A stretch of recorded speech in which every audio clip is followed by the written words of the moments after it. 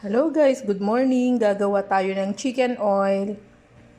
Ito ay chicken skin, 1.5 kilos. Lilinisan muna natin with salt and vinegar. Ngayon, after cleaning it with vinegar and salt, ready na. Ito, pakuluan natin hanggang may extract ang oil.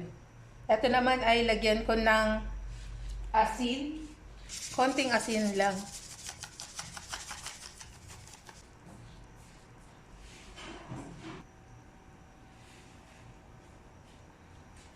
Takpan muna natin, then balikan natin later.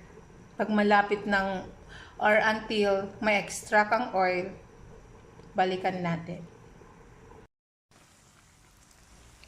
Ito na ang ating chicken skin. Ayan, na-extract ng oil.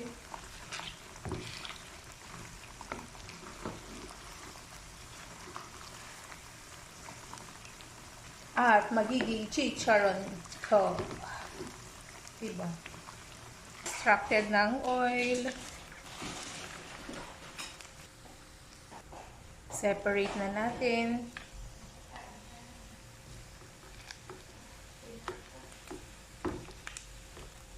Ayan, may chicharon tayo. Chicken skin chicharon. At saka chicken oil. Ito ang ating chicken skin chicharon. Ito naman ang na-extract na oil. Oh, ang dami sa 1.5 chicken skin. See? Too much oil. Thank you for watching. Keep safe everyone.